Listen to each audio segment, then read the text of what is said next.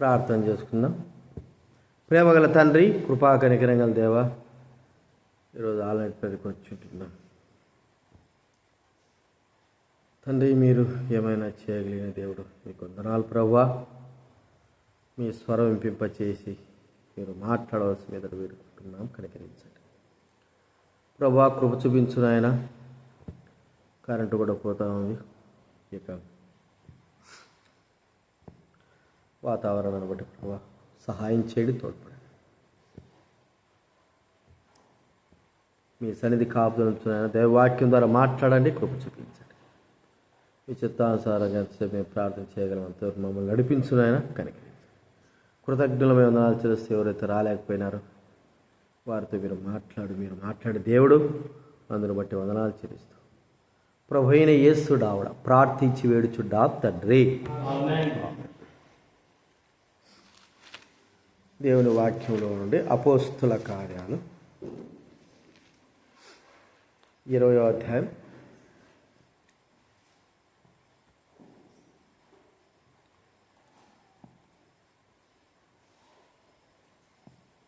28వ వచనం.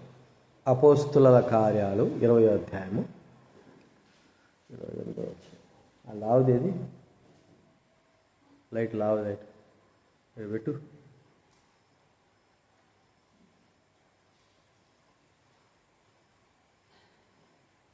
అందరూ చదువుకుందా, చదువుకున్న ఉన్న వాళ్ళు దయచేసి చదవండి.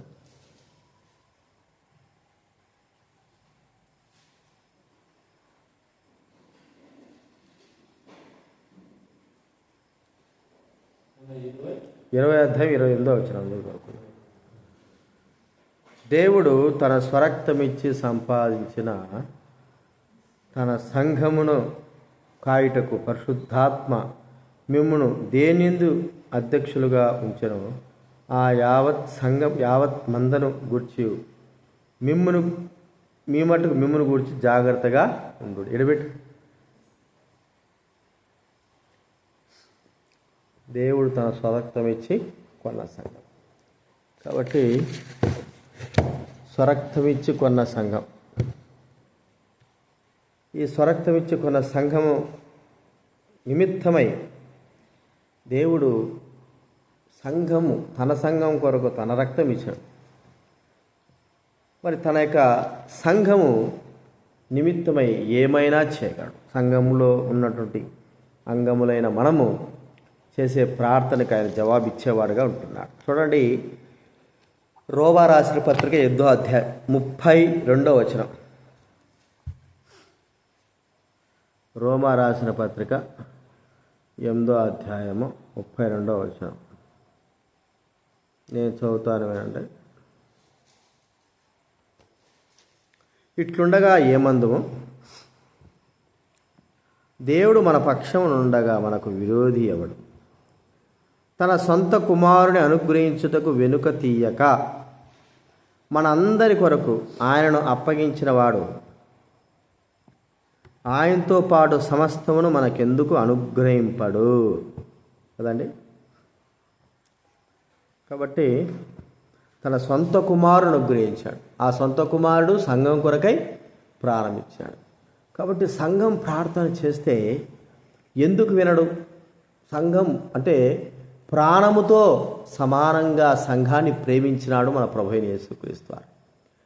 ప్రాణంగా ప్రేమించే వ్యక్తులు, భార్య కానీ, భర్త కానీ, పిల్లలు కానీ, వారు ఏమైనా అడిగినప్పుడు ప్రేమించిన వారు ఏది కూడా మారు మాటలు మాట్లాడకుండా వారికి అన్నీ కూడా అనుగ్రహిస్తారు. అంటే మరి ఆ ప్రేమను బట్టి వారు ప్రతి మాట విని ఎంత కష్టమైనా సరే ఆ కష్టాన్ని వాళ్ళు గుర్తించి వారికి అవసరతలు తీర్చగలిగేవారుగా చూస్తుంటున్నారు. కాబట్టి మన ప్రభువైన యేసుక్రీస్తు వారు మన నిమిత్తమే తన ప్రాణం పెట్టాడు, తన సర్వస్వాన్ని అనుగ్రహించాడు. సంఘం కొరకై విలువైన తన ప్రాణాన్ని ఇచ్చాడు. ఆ సంఘమే ప్రార్థన చేస్తున్నప్పుడు ఎంత సమస్య అయినా సరే దేవుడు అనుగ్రహించేవాడుగా ఉన్నాడు. మనకు తెలుసు, అపోస్తలుల గారి 12వ అధ్యాయంలో సంఘము ఒక వ్యక్తి కొరకై ప్రార్థన చేస్తాం. మరి ప్రార్థన చేస్తూ ఉంటే సంఘము ప్రార్థన బట్టి చెరసాలలో ఉంటున్నటువంటి పేతురు తప్పింపబడుతూ వచ్చాడు. సంఘం యొక్క ప్రార్థన.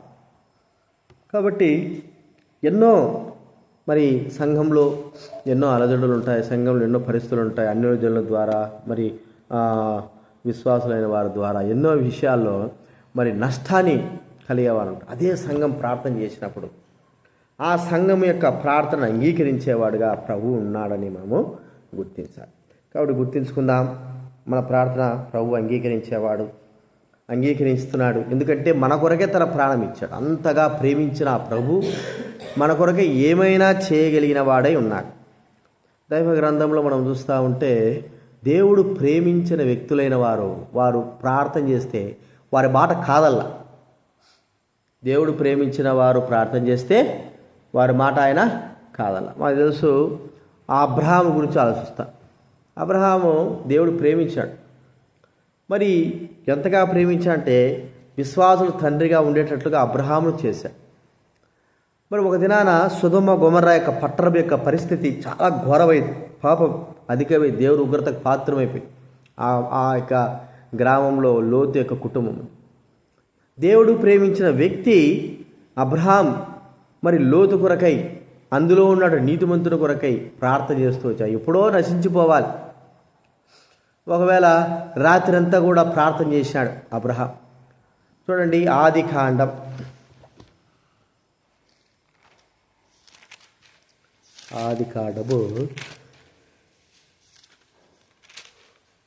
19వ అధ్యాయం.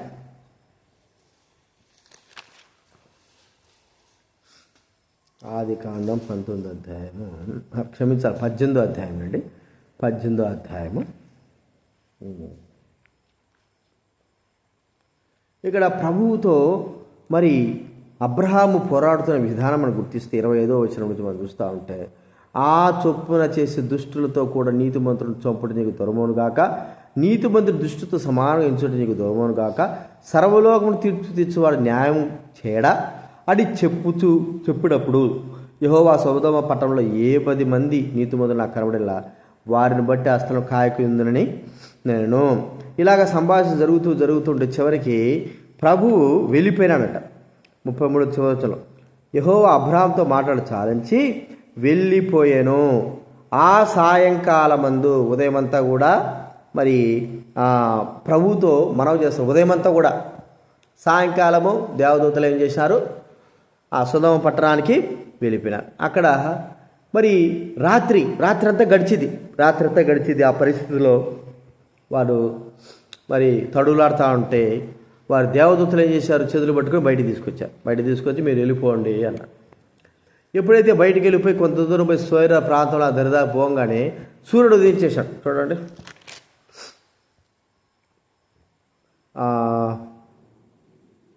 23వ వచనం, అది 19వ అధ్యాయం 23వ వచనం. లోతు సోయరుకు వచ్చినప్పుడు ఆ దేశమున సూర్యుడు ఉదయించెను. అంటే రాత్రి అంతా కూడా మరి దేవుడు తన యొక్క కోపాన్ని, తన ఉగ్రతను మరి ఏమీ ఉంచుకోకుండా మరి ఆయన మౌనం వహిస్తూ వచ్చాడు. రాత్రి తప్పాల్సిన కారణం ఏమిటి? లోతు తప్పింపబడాలా. లోతు కొరకై తాను ప్రేమించిన అబ్రహాం ప్రార్థన చేసినాడు. కాబట్టి ఆ ప్రార్థనను బట్టి చూడండి, ప్రేమించినాడు కాబట్టి ఆయన తన ఉగ్రతనంతా కూడా రాత్రంతా కూడా ఉగ్రతను మరి మౌనం వహించాడు, ఓర్చుకున్నాడు. ఉదయాన లోతు తప్పింపబడిన తర్వాత, సూర్యుడు ఉదయించిన తర్వాతనే ఆకాశం నుండి ఏమైంది, అగ్ని కురిసిందని మనం చూస్తూ ఉంటున్నాం. అంటే మరి అలాగా ఒక వ్యక్తి, తాను ప్రేమించిన వ్యక్తి ప్రార్థన చేస్తే దేవుడు విన్నప్పుడు, మన కొరకే ప్రాణం ఇచ్చిన ఆ ప్రభు, మన కొరకే సర్వస్వం అనుగ్రహించిన ప్రభు, ఆయన సంఘమైన మనం ప్రార్థన చేస్తే ఎందుకు అనుగ్రహింపడు? ఆ మాటదే, తన సొంత కుమారుని ఇవ్వడానికి వినుదే లేదు. మనం అడిగితే ఎందుకు ఇవ్వడు అంటే, మనల్ని ప్రేమించాడు కాబట్టి, మన మీద ఉన్న ప్రేమను బట్టి సమస్తాన్ని మనకు అనుగ్రహించేవాడుగా ఉన్నాడు. కాబట్టి గుర్తించుకుందాం, ప్రభువైన యేసుక్రీస్తు అని చూస్తూ ఉంటే ఆయన తండ్రి ప్రేమించిన వ్యక్తి. మరి ఈయన మాట వినుడు నా ప్రియకుమారుడు అంటున్నాడు. మరి ప్రభువైన యేసుక్రీస్తు వారి యొక్క మాట తండ్రి ప్రేమించాడు కాబట్టి, ప్రభువైన యేసుక్రీస్తు వారు ఏ మనమైతే చేస్తున్నాడో ఆ మనమంతా కూడా దేవుడు విన్నాడు. మనం ఆలోచిస్తూ ఉంటే ఆ లాజరు చచ్చిపోయాడు. 4 రోజులు అయిపోయింది. కంపు కొడుతాడు, శరీరం అంతా పాడైపోయాడు. మరి పురుగు పట్టే పరిస్థితికి వచ్చింది. ఉబ్బిపోయి ఉండాలి. లోపల ఉన్నాడు, శరీరం లోపల ఉంది. ప్రభు వచ్చాడు ఆ రాయి దగ్గరికి, ఆ గుహ దగ్గరికి వచ్చి ప్రభు అంటున్నాడు, లాజరు బయటికి రా. అంతకుముందు ప్రార్థన చేశాడు, ఓ ప్రభువా తండ్రి, నేను నీ కుమారుని నువ్వు పంపావని వీరందరూ తెలుసుకోవాలా, ఒకసారి నా మాట విను అన్నప్పుడు వెంటనే చచ్చిపోయిన వ్యక్తిని వ్యక్తి పేరు పిలిస్తే బ్రతికి వచ్చాడు. అంటే ఎంత ప్రేమగా ప్రభువైన యేసుక్రీస్తు వారిని ప్రేమించాడు తండ్రి. ప్రేమించాడు కాబట్టి ఆ పరిస్థితి ఎలాంటిది, అది అసంభవమైన విషయం. చచ్చిపోయిన వెంటనే పేతురు గారి ఇక పౌలు గారి వాళ్ళు బ్రతికించారు. కానీ 4 రోజుల తర్వాత చచ్చిపోయిన వ్యక్తిని కూడా బ్రతికించడం అనేది అసాధ్యమే కాదు, యేసుక్రీస్తు వారికి మాత్రమే సాధ్యపడింది. కాబట్టి గుర్తుంచుకుందాం, తండ్రిని ప్రేమించిన వ్యక్తులు ఎవరైనా సరే అడిగితే ఆయన కాదనడు. అబ్రహాం చూస్తూ వచ్చాం, మరి పౌలు, ఇంకా యేసుక్రీస్తు వారిని చూస్తూ వచ్చాం. ఇంకా చాలామంది ఉన్నారు దైవ గ్రంథంలో. వారు ప్రార్థన చేశారు, మనవి చేశారు, ప్రేమించాడు. దానియేలు చూస్తే దానియేలు కూడా బహు ప్రియుడవును. గుహలో ఉన్నాడు, సింహ గుహలో వేడుకున్నాడు, అయ్యా నన్ను సింహ గుహలో వేస్తున్నారంటే దానియేలు బహుప్రియుడు కదా, ఎలాగ దానియేలును సింహాలకు అప్పచెప్తాడు? కాబట్టి సింహాలు నోరు మూయించేశాడు. మరి దానియేలు అంటున్నాడు, నేను దేవుని దృష్టి నీతిమంతుడు కనబడ్డాను కాబట్టి, నిర్దోషి కనబడ్డాను కాబట్టి ఆయన తన దూతను పంపాడు. సింహాలు ఏక హాని చేయకుండా నన్ను మరి కాపాడుతూ ఇచ్చాడు. చూడండి, దానియేలు విషయంలో కూడా అదే జరిగింది, ప్రార్థన చేస్తూ వచ్చాడు. కాబట్టి ప్రియమైన వారులారా, ఆయన బిడ్డలమైన మనము చేసే ప్రార్థన, ఎందుకంటే మనం చేసే ప్రార్థన అది చిన్నదో కానీ పెద్దదో కానీ, అవసరం ఉందో కానీ అవసరం ఉంది కానీ ప్రభువు నామం నిమిత్తమై మనం చేసే ప్రార్థన అంగీకరింపబడడానికి గల కారణం ఏంటంటే మనము ఆయనకు ప్రియమైన వారంగా ఉన్నాం. దానికి గల కారణం మన కొరకే తన ప్రాణాన్ని ఆయన అనుగ్రహించాడు. తన ప్రాణాన్ని అనుగ్రహించిన ఆ ప్రభువు, మరి సజీవుడైన ఆ ప్రభువు ఎంతకైనా కూడా ఇవ్వగలడు. అంటే అంత ప్రేమించాడు. కాబట్టి గుర్తించుకుందాం, మన కొరకై సంఘం కొరకే తన ప్రాణాన్ని అర్పించిన ఆ ప్రభు నామం ప్రార్థన చేసి మనం సకలము పొందుదాం. ఈ విషయాలు జ్ఞాపకం పెట్టుకుందాం, ప్రార్థన చేసుకుందాం.